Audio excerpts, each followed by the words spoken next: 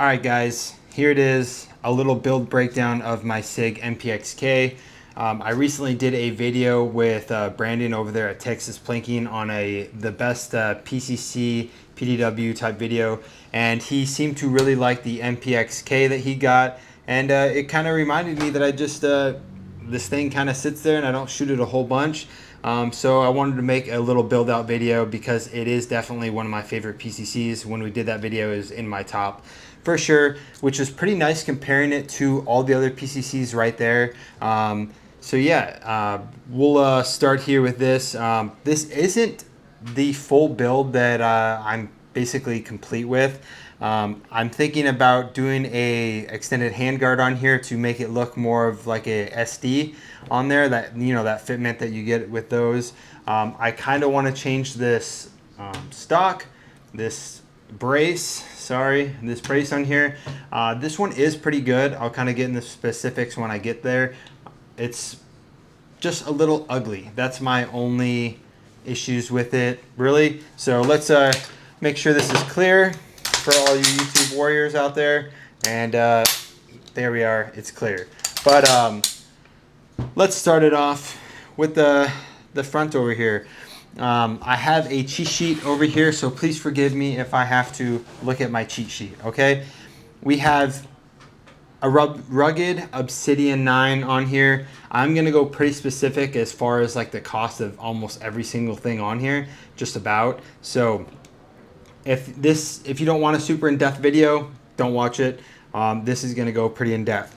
Rugged Obsidian 9, right around 650-ish, right under 700 after tax and everything, not including your $200 tax stamp, but January 1st, we're not gonna have to worry about that. To run this Rugged Obsidian 9 on the MPX, you do have to get a like 13x5 something thread pitch. I don't know exactly which one it is, but the piston for that.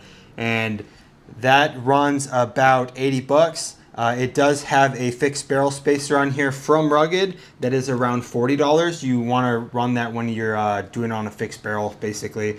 So yeah, that's about it on that. Suppressor, little bit of cost to just throw a suppressor on there, but it is what it is. We have this ST07 pressure pad, runs about $60, and then we have this M6XX tail cap. It runs about 105, and then the Mini Scout Pro that runs about 340, and that's it. That Mini Pro comes with the mount to mount it to the M-LOK.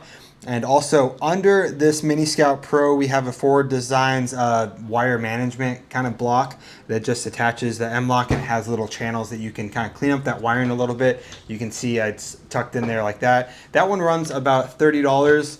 A little bit expensive just for a little wire management thing, but I thought it looked cool and made it look clean. We're gonna flip it over here. We do have this one singular little Magpul kind of textured pad, whatever you want to call it. Those are about 15 bucks to get a whole set. I just have one on here. I grip it like this, so just right there on my palm. Feels a little bit decent. And one other thing I would switch as well is right now I have like a rubber band basically holding down this pressure pad. Maybe change the pressure pad, get a different one. We'll see. I kind of, maybe I can put that on something else like a shotgun and tape it and stuff like that. So right here, I'll probably change this as well. As you can see, I grip right here, and that QD little loop thing is right there, kind of in the way. I'll probably put a little Picatinny mounted one right there so I can grip that and my sling's not too much in my way. This little QD mount is about 20 bucks, and then this little swivel quick detach system is about 15 bucks. And connected to that is our pig slings. I think it's Tropentarn, I don't know how to say it. It's 36 bucks. This guy that owns this is super cool. Go support small businesses. He's awesome. He makes a bunch of cool stuff. He makes padded slings as well and a bunch of other accessories. So go pigslings.com. Go support your local small business. Dude is super cool. Works on McLarens and stuff like that. But I just think that's cool. So we covered all this. Let's go to this center over here, this Optic mount. A lot of y'all want to comment how tall this Optic mount is. If I wanted to put like a PEC 15 or any laser on there, I do need this optic over that. I'm not going to mount the laser on the side and lose more grip. My flashlight is right here. I would probably mount that laser on top. That optic has to see over that. Now, this is a Unity fast mount. This Unity fast mount goes for about $160. All right, if it looks a little bit different, my mic cut out on the video, and we're gonna cut right into this, okay? Sorry. But we were right on the T2. Unfortunately, that thing is right there at about like $950 before taxes and stuff. I did not buy this brand new. I bought this off a basically buy and sell group on Facebook. Tax swap, anything like that, you can go do buy stuff on there, save some bucks like I did on that, and I did buy this Unity mount off there.